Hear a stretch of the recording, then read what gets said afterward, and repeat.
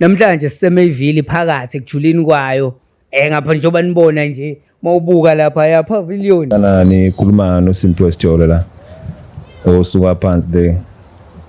Obuka. Manje lapha bafowethu nginamba nginibike lapha ngodaba lami lapha. Okunenkinga ngayo lapha nami ukuthi ngiqale ngaphi nothi ngilibeke kanjani kodwa khona ikuyaphoqa ukuthi ngicine ngilibekile. Lapha ngilale nengane kadadewethu lapha manje ingane kadadewethu lapha sinenkinga manje lapha isakhona nokuya nje etoilet nokuyochama manje kwamina nami ngiyayisona ngibona ukuthi mhlambe yalimala mhlambe ngaphakathi angazi nami into engayibeka kanjani le mfowethu.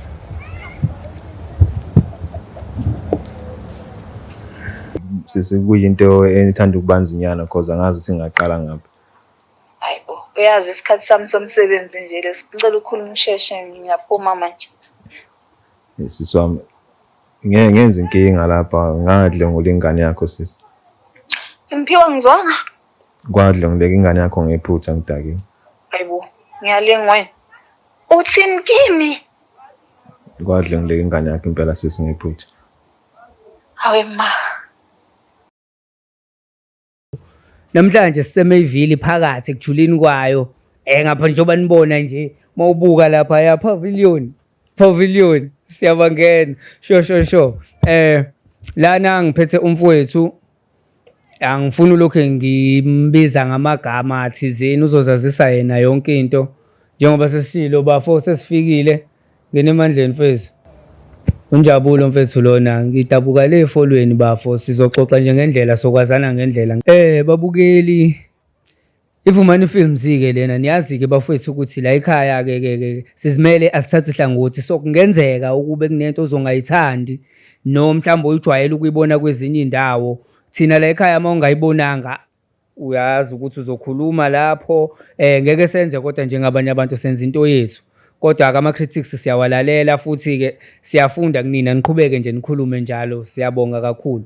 Bafethu lana ngihleli no mfowethu. Ungangitsheni mfethu ngicela nje uvele uyichazele mfethu uchazela abafethu la bakwazi. Sanibonani babukeli lapha emakhaya. Lana nikhuluma noSimphiwe Sithole la. Osuka phansi le. Obuka.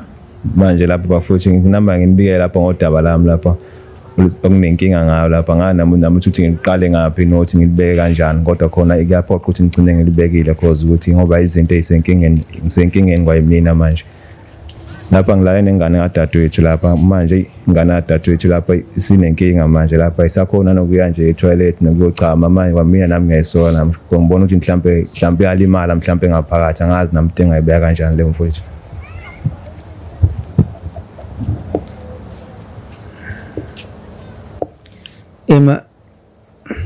Bafo uma uthi ulale nengane yadadewenu bafo usho ukuthi niyathandana nama ngazini yona lengibuzayo bafo ngicela ungichazela uma uthi ulale nengane yadadewenu kahle kahle uchaza ukuthini mfowethu. Ngicela nje urelax wehlisa umoya ungichazele kahle because manje ngiyadideka mfowethu. Mfethu into engayibeka la mfethu ukuthi udadewethu bewunomuntu yabo osebenzayo yabo ubuya late nasemsebenzini yabo ngingamaye ngomla umuntu osana nengane yabo kanje gcina sekumoshakala izinto kanjalo wagcina lana nayo kanjalo mfethu manje amangazi ukuthi into engayithini njengamanje.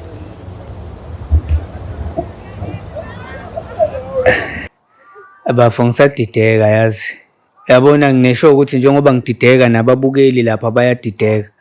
Ngiyakucela mfethu ukuthi nje indaba uyiqale kahle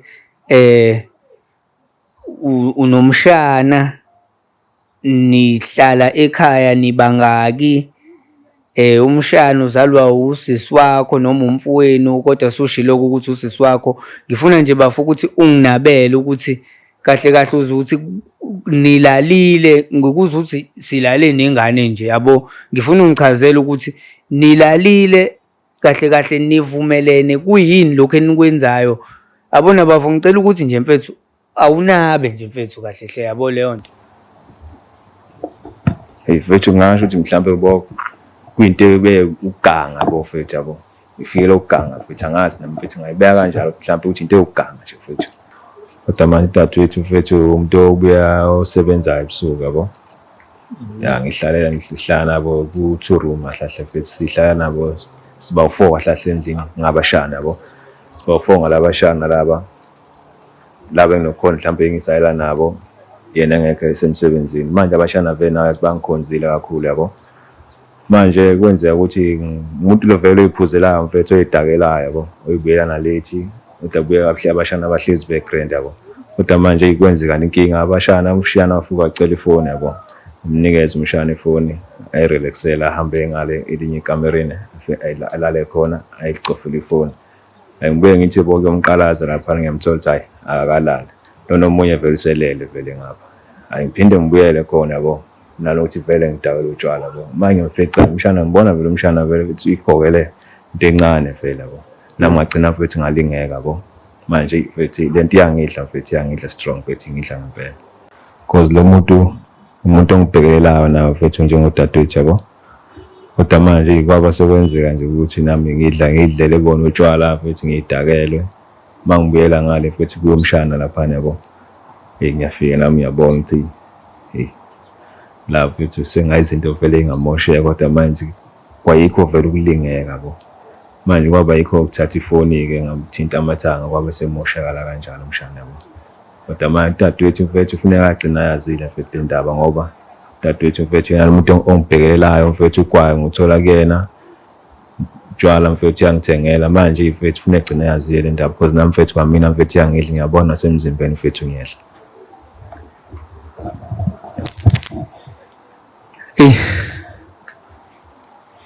Ima-ke ngiyakuzwa mfethu yabo. Mfethu ngiyabonga okokuqala ke ngibonge nje mfethu ukuthi ukwazi ukuthi unabo ugcina ukwazile ukunabo usichaze sonke istory. Kahle kahle bafulana into esengicela ukuyazi mfethu ukuthi kahle kahle lengane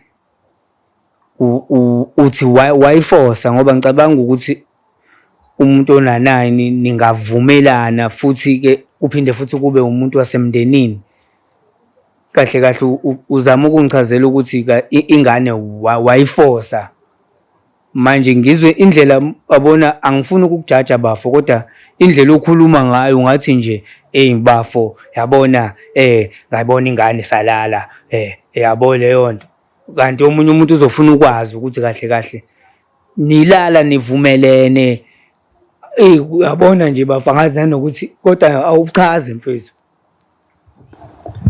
futhi into engingayisho nje mfethu la kwena ukusho ukuthi ngisho ukuthi cha futhi azivumelananga kahle kahle mfethu sengisho ukuthi kahle into endluzula yabo kwaba into endluzula kahle kahle umuntu engayibeka kanjalo mfethu akekho omunye wavumela omunye kahle kahle imina kahle umuntu wathatha ngenkani yabo futhi into engayichaza mfethu kanjalo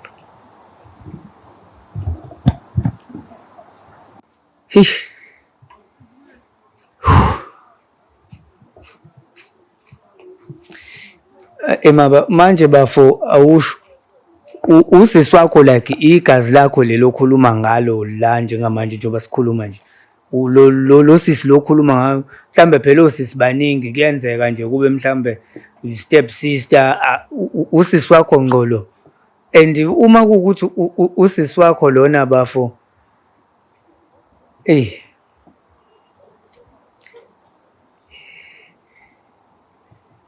ngase bafo lento ubuqala vele ukuyenza kulengane bafo ngicela ubambe bafo futhi into engingayisho nje mfethu mina kwena ukuthi mhlambe sekunesikhathi eside mfethu lento mfethu ngiyigcinile because bengazi futhi ngayikhuluma kubani mfethu engamtshela yona yabo sekunesikhathi eside kakhulu cabanga nje mfethu unyaka uphelile mfethu lento mfethu ngiyigcinile ngoba ngizoyikhipha manje futhi sekunesikhathi impela sekunesikhathi eside udadewethu mfela ngizalwa naye umama ndawonye igazi elilodwa impela into yona futhi engiphatha kabuhlungu kakhulu mfethu ukuthi sebehamba ibhedlela mfethu usizo mfethu abalithole yabo cause mfethu ingane mfethu yamoshakala ngabo macabanga mhlawumbe ngaphatha yabo cause manje ayisakhona mfethu uye toilet noma i-toilet mfethu kuyamosheka kakhulu yabo siyayimosha kakhulu mfethu noma icaba mfethu yamoshakala kakhulu mfethu ayisenama brain nje kahle kahle mfethu sekuyinto nje kahle mfethu mina mfethu siyayisola mfethu kwamanje because angazi mina ngenze njani mfethu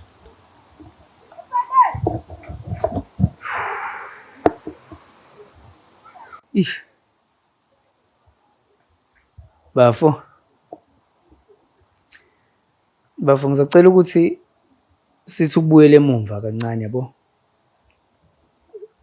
Emva kokuthi noma ngithi uzofika ekutheni wenze lento enganeni encane ena-9, kwakade kwenze njani kwangalona lolo suku lolo? Sengizwile ukuthi uthi wayifica engagqokile, egqoke into emfishane kwenzeke ngokuwena nje ngokwakho siqu sakho. Emva kokuthi usuwenze lento othi wayenza enganeni ena-9, wazizwa kanjani? Kwenzakalani emva kwalokho? Mfethu ngiyayisola mfethu, ngiyayisola ngempela mfethu, futhi hayi kancane mfethu, ngiyayisola serious ngempela. And futhi kwamina mfethu lento mfethu yangidla bo ngaphakathi, yangidla ngempela mfethu. Kodwa mfethu into eyenzakala mfethu, athi mfethu ngiqeda lapho mfethu, mina vele nginokuyisola, kodwa manje kwabe sekuphuthuma nokuyisola yabo. Because manje ngathi ngisukuma mfethu, ngiyaphetha yabo, ngiyaqalaza yabo, ngithi ngiyabuka ngiyabona mfethu moshakela kakhulu mfethu, amashidi mfethu gcwele negazi kakhulu. Ngabe ngithatha mfethu amashidi lawa mfethu, ngahlanganisa ndawonye, ngashisa yabo, ngisheshe thatha ingubo le ngimbathisa ingane la, asinami ngiphuma ngishona ngale kamereni lami, asengifike ngiyalala khona. Kodwa manje mfethu angazi ukuthi ngamchazela kanjani, kodwa khona kuyamele ukuthi mfethu igcine yazile mfethu le ndaba. Ngiyakuzwa bafo ukuthi uthi usister amele egcine lilazile lolu daba, and sizofika lapho sizoyilungisa leyo ndaba bafo. So lisothi sister sokhuluma nalo, ngiyacabanga vele unayo inamba yalo. Bafo into engicela ukuyazi lana mfethu ukuthi phela noma umuntu noma ngathi una-9 sekuwumuntu loyo, angeke nje athule ngalesikhathi wenza zonke lezi zinto. Yini wena mhlambe wamkinya, mhlambe wamvala, mhlambe wamsabisa? Wenzani le yenza ukuthi zingezwa lezi le enye ingane, ngoba uthe amantombazane amabili okusho ukuthi ikhona nalenye yayikhona? Yini lo wayenza ukuthi lo munye angezwa noma umakhelwane bengezwa, ingane futhi nayo ingakhali iziyobika mase uqedile ukwenza lento wayenza kuyona? Ish, mfethu ngingayisho mfethu, ish kwaba khona mfethu ukuthi vele kuningi ngimsabise yabo, ngase ngimvala nomlomo mfethu ukuthi ngingayizwa wonke umuntu, ukuthi ngingezwa umuntu, ngivala umlomo, ngenza into engangiyenza, ngiqeda sotha up izinto ezivele seyigcwele igazi yabo. Ngase ngilahla ngale, ngishisa ndawonye, ngishisa same time. Ngibuya-ke ngase ngimbathisa le ngubo, ngase ngihamba nami ngiyolala, because ngihlala vele endlini encane vele i-2 room, because lala ngapha nami ngilala ngapha, ngase ngihamba ngiyolala.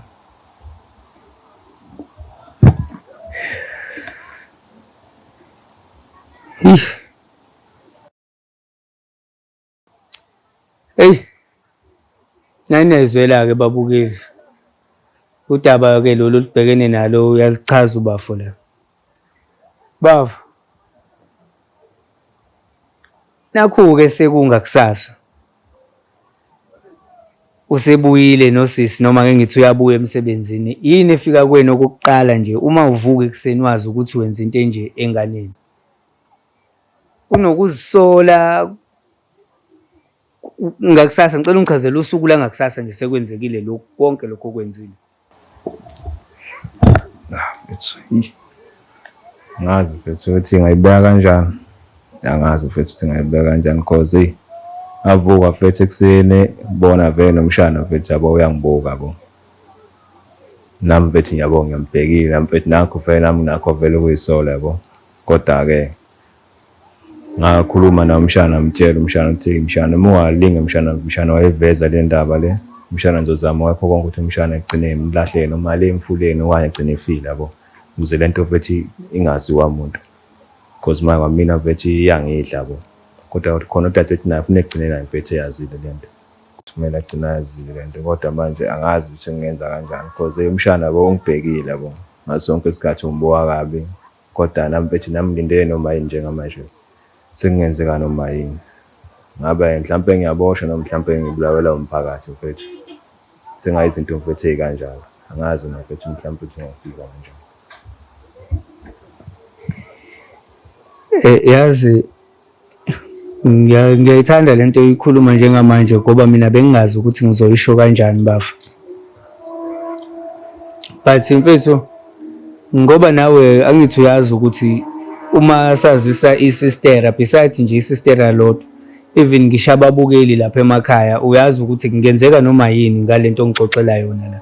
Cause akuyona into esihambisana nayo la eSouth Africa lo oyenzile mfowethu. So aware vele ukuthi kungenzeka ukuthi uyoboshwa, kungenzeka ukuthi isistera lento lithathe ngenye indlela, mhlambe lingaze litshene ngisho ubaba wayo ke umshana ugcina ulimala futhi nje umthetho nje wena kahle kahle emthethweni nje.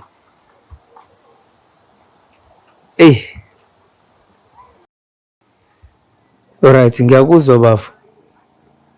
Awusho mfethu kwenzakala kanjani ukuthi uze ugcine uhlala nesistera vele? Mfethu kahle kahle lo umuntu okade esebenza mfethu esebenza kamnandi kahle kahle kodwa manje ilo muntu oyidakelayo yabo. Gcina hamba mfethu kwamoshakala esipanini yabo. Ngoba mfethu ngivele ngumuntu odakwa. Fika mfethu ngosuku mhlawumbe ngithi nami yele esipanini ngifike ngashawa isifutha yabo. Gcina waphela isipani yabo. Manje ke kwasho vele udadewethu vele lo muntu la eduzane mfethu yabo. Ngabe sengikhuluma naye amthethe azingiphelele isipani lapha wasechaza ukuthi ayana inkinga ngeza mhlawumbe ngizohlala naye ngala.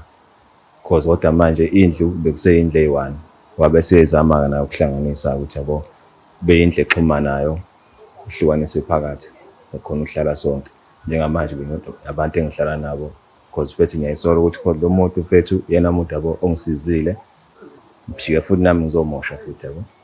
Engayisho nje mfethu lapho uthi angazi ukuthi ngenza kanjani yabo cause bashana bami mfethu ngiyabathanda yabo. Dadewethu mfethu ngiyamthanda. Manje mfethu angazi mfethu ukuthi yenzeka kanjani ukuthi ugcine kufike etheni ukuthi ngigcine ngidle ngolumshana mfethu. Cause angana mfethu kwenzakala kanjani. Sengingasho ukuthi mfethu mhlawumbe ngoba idemoni cause nami vele ngangidakwe na utshwala yabo. Kodwa nje mfethu mina lento mfethu ngiyayisola and futhi iyangidla mfethu hayi kakhulu and ukukhula mfethu hayi kancane futhi. Iyangidla ngempela. Bekuthanda ukubanzima kakhulu.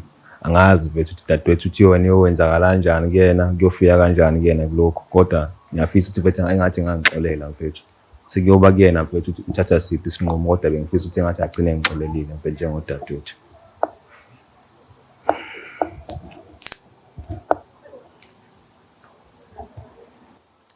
Hayi, alright bafu. Awusho mfethu usisi wakho uwumuntu kanjani? Mhlambe uyakholwa, mhlambe umuntu ophansi, mhlambe nje sobe sisukela ibhomu nje vele lisiqhumele la masithi zama ukumfonela. Mhlambe nje uwumuntu kanjani bafu? Mfethu into engayisho nje mfethu kuwena ukuthi udadewethu mfethu uwumuntu osontayo yabo. Usonto eyiyona. Umuntu oright mfethu nomoya ophansi, umuntu ophila nabantu. Cause manje hayi mfethu angazi ukuthi ngoba kanje na mfethu kungenzeka kanjani. Angazi ngafika kanjani kuyena. Bafo njengoba usasho njalo angithi uyazi ukuthi lento sobe simxoxela yona namhlanje noma uzobe uyigunyuluka namhlanje kuyena ukuthi izomphatha kabuhlungu mhlawumbe nje ingamenza ukuthi angayitsheni ngokuthi uThixo usakhona emhlabeni afuna ukuzilahla nje mfethu. Ukulindele konke okungenzeka namhlanje bafa ngithi as long as liphumile iqiniso. Hey bafu engayisho mfethu ukuthi lindele noma yini mfethu noma yini engenzeka. As long magcinile mfethu liphumile iqiniso sengiyobona mfethu bangijisa ngayiphi indlela. Kwavele kwamele ngiyamshowa vele mfethu ngiyayideserve mfethu leyo nto mfethu. Vele sekungifanele mfethu. Ayikho into engayenza. Hayi babukeli. Akusekho kunye sisangakwenza. Sekukuthi isikhathi manje sokuthi silungise leyo ndaba. Ngiyacela ukuthi sibekane emkhulekweni ngoba niyabona ukuthi isimo esinzima, isimo esibuhlungu engenzeka noma yini. So sicela ukuthi sithandaze nje konke kuhambe kahle. Bafo sesofonela isistera ke manje. Ngiyathemba ukuthi liyatholakala namhlanje. Uthela umuntu okholwayo namhlanje iBig Friday mhlambe ngabe usenkonzweni asithembe kodwa ngicathi o-4 kulapho mhlawumbe sebephumile asazi. Sozama ukuthi simthole bafo. Angithi unayo inamba yakhe mfowethu. Manje njengoba bafo uthi isistera liyakholwa nje nibeke niye nobabili nje enkonzweni nje. Nawe nje mhlambe into yasekhaya nje ukudumisa vele. Mfethu mhlawumbe mfethu into engayisho ukuthi ayike kwenzeke mfethu angiphoqa bo ukuthi sihambe sesontweni, kodwa I'm sure ukuthi kuvulwa amehlo mina ngisuke sengumuntu ongasekho cause mfethu kunento mina mfethu engidlayo ngaphakathi. Engidlayo mfethu cause kuyimanje ngiyabona ku-Good Friday kuyimanje angazi namfethu kumele ngenze njani cause kunento engidlayo ngaphakathi. Ngiyafisa ngingagcina mfethu ngiyikhuluma naye futhi mfethu ayazi akhululeke nami ukuze ngikwazi futhi ukukhululeka.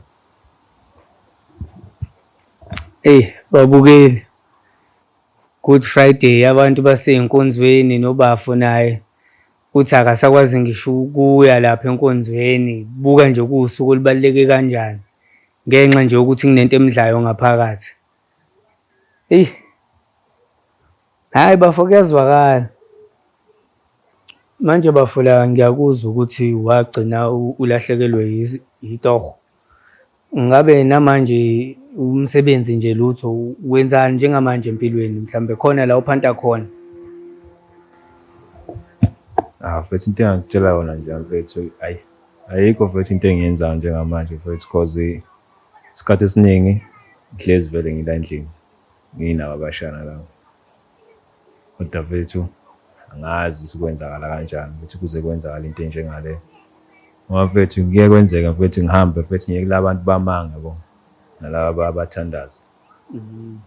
Mfethu befike bengitshela ukuthi ayikho into ezolunga udubane kunengilungisele yanto engayenzayo. Nengiqale ngilungise lento engayenzayo sinento zami izoba right. Kuyimanje nje mfethu ngizondelwa abantu angazi kwenzakalani yabo. Sipana ngisitsholi yonke into nje mfethu iyangibalekela iyashabalala mfethu. Nethi ngiyakubamba kuyaphunyuka mfethu. Into engayisho mfethu ukuthi noma yini mfethu ngithi ngiyayibamba mfethu iyashabalala. Kodwa manje mfethu mabe ngichazela abantu laba nje kumele ngikhuluma iqiniso ngichazele udadewethu kanye nengane wakhe ukuthi izinto ezenzakala kahle ukuthi ingane kahle njengamanje ibophe yonke lento because yabo ayikhulumi lo ngilento mhlawumbe izokhona mhlawumbe ezokusho mhlawumbe yabo kusisi ayisho lutho yabo. Manje ngiyabona nami ngicine noma vele ngiyicebe mina ke mfethu okungcono angazi noma mfethu singenze kanjani.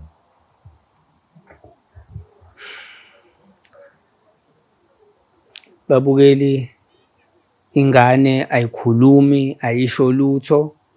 Ubafo izinto zimile and njengoba zimile meya kubantu ababonayo bamtshena ukuthi inhliziyo yengane ibambe yonke into. Bafo cela simuve mfethu sithi kuya ngala. Yebo leyo nto ngifuna ukuthi nje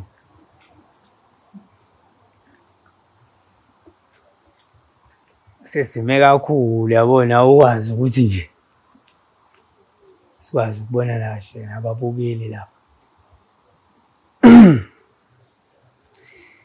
Sho mfethu ke bengicela mfethu ungitshena la yabona mfethu le simo lesesikhuluma ngaso la indaba le ejwayele ukuthi be traumatic kakhulu kubantu besimame and I'm sure ukuthi nakwingane nje isimo esikanjena ayisiphethe kahle. So mhlawumbe ayikho ibehavior yayo sokuwayibona nje mhlawumbe ishintshile mhlawumbe ubudlelwano benu njengamanje bunjani nje phakathi kwenu nobabili ikanjani nje ingane mawibuka mhlawumbe siqusayo nje wena mfowethu. Mfethu hayi sekuthanda ukubanzima kakhulu khona engakusho mfethu hayi sekwenzima kakhulu ngempela because manje mfethu noma ethi usisa akezela kumina yabo akasafuni nasebusuku mfethu akalale mfethu yabo phupha kabi yakhala yabo nokudlala nje mfethu asadlala nezinye ingane yabo umuntu nje odla yedwa kahle kahle because yabona ngibona lento mfethu yamhlukumeza yabo because nakazi uzoyisho kanjani because nami yabo ngamsabisa yabo. Ingakho naye mfethu engasoza ukuthi yabo engasakwazi ukuthi akhulume nami mfethu ngamsabisa yabo. Kodwa nakuyadinga ukuthi mfethu naye ngicela nathi nakwazi ukuthi akhululeke nami ngikhululeke mfethu. So kunzima kakhulu yabo noma ethi sisa keze kimi yabo ngizomgeza sevele etshala afune ukugeza yabo uzobe uyageza ngesinye isikhathi because manje uyabona ukuthi vele siyasaba mfethu athi sekukusaba kahle kahle kumenzakala la because nami mfethu angazi nami ukuthi ngenza kanjani kodwa ngiyafisa futhi nami ukuthi yagcina kukhululekile umshana cause ukuthi wadlengileka vele lo muntu yabo wadlengileka futhi ukuwesa ingane yadadewethu yabo wadlengileka futhi wadlengileka kakhulu kodwa manje adinga ukuthi nami ngisizakale nasizakala because nami angazi ukuthi ngenza kanjani.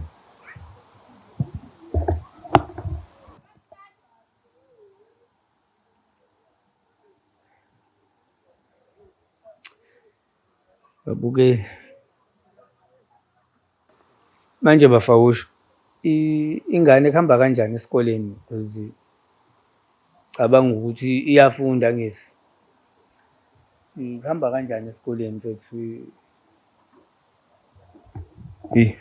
For into engiphatha kabuhlungu ngayidlengula futhi lengane yabo manje bethu izinto eziningi mfethu ziyabheda kanti futhi lo muntu umuntu obekade ephasa mfethu esikoleni yabo ephasa mfethu umuntu ohlakaniphile ayimanje mfethu useyafeyila manje yekubiza nama meeting yabo mfethu lokho yayo uma wakhe uthe egcineni yabona ukuthi ngcono ukuvele kuye mina ukuze ngenze mhlambe engaze egcina yabo ekhuluma ngibe khona kubizwe nama social worker ngibe khona because manje lo muntu umuntu ofaka ipampers because uyayibhoshela mfethu manje yabo uyayichamela umuntu nje kahle mfethu obheda kodwa uhamba mfethu yakhona uyihambela kodwa nje inkinga esila ngaphansi mfethu uthina asakwazi uyayichamela uyayibhoshela mfethu inkinga yodwa mfethu nami angazi ukuthi ngayithini.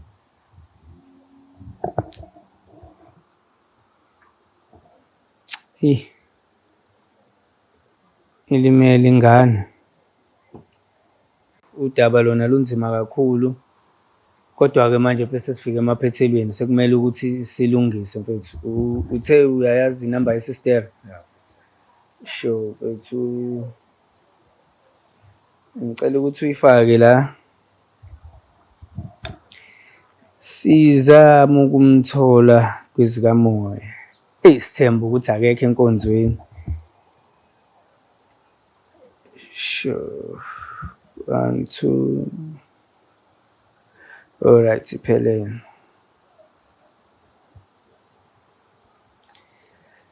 siyafona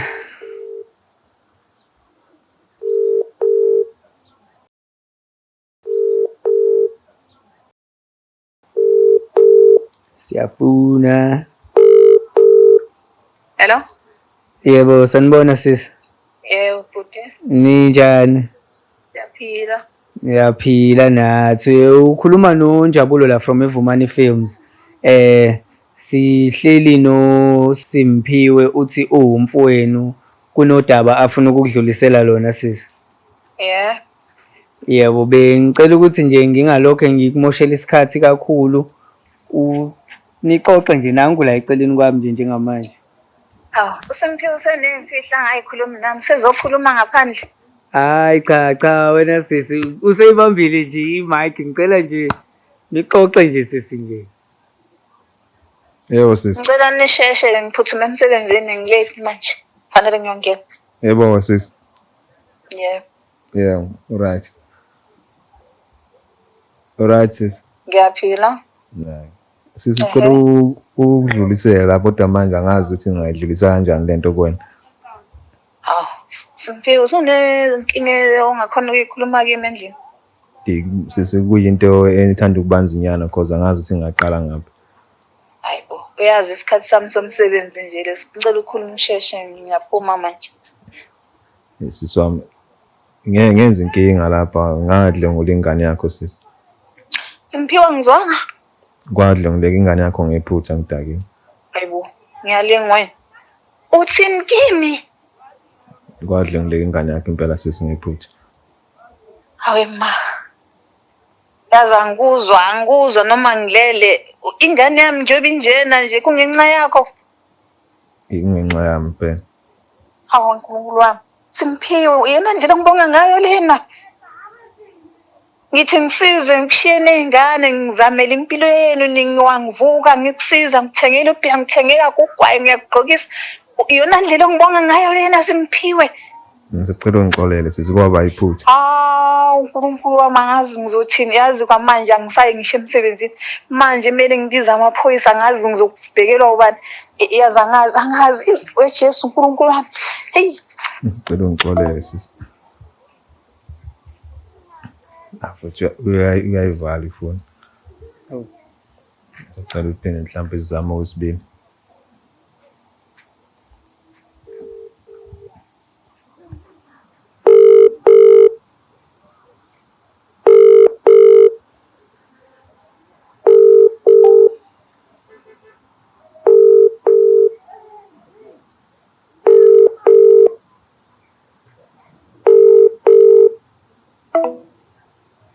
Ayi.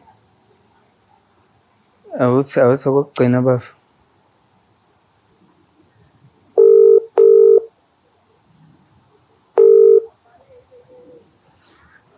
Sisi,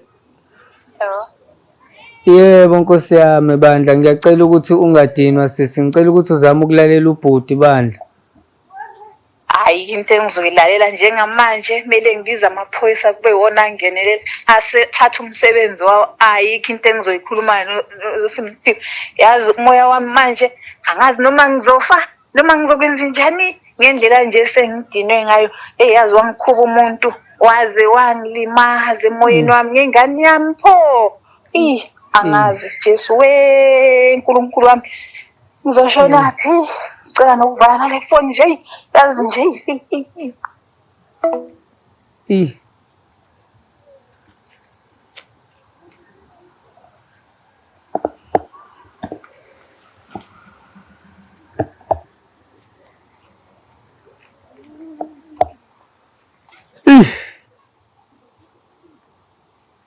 Bafo. Yambona lo muntu mfethu akasafuna ukukhuluma. Manje bafo thina la ekhaya sizokusiza. Manje into esesingakwazi ukuyenza thina esinganamandla okuyenza njengamanje ukuthi mhlambe sekuyena usisi mongasivumela noma mhlambe sithole enye indlela wena engangcono ongasitshena yona ukuthi senze ngayo mfethu. Ikuphi mhlambe wena ongabona ku right? Mina mfethu nje sengingakusho nje mfethu manje ngibona ngom mhlambe vele bize wona mfethu amaphoyisa straight because yabo sisi wami ayikho into engisazoyikhuluma naye maso kanje ngcono vele kube wona amaphoyisa azodlamba lo daba because sekunzima kakhulu manje. Angikuzwa bafo uthi sifonela amaphoyisa azokulanda njengamanje. Njengoba ngisho nje mfethu sengaba yiwona amaphoyisa azosiza njengamanje mfethu la. Akekho omunye umuntu osengangenelela njengamanje. Iwona amaphoyisa sengasiza kule ndaba mfethu lokho nje mfethu engakusho. Bafo angisho ukuthi ku right okwenzile kodwa isinqumo sithatha njengamanje mfethu ngiyasincoma kakhulu sikhombisa ukuthi uyindoda. Babukile uvumani films le siyanithanda bafo sokusiza. Until next time bafowethu.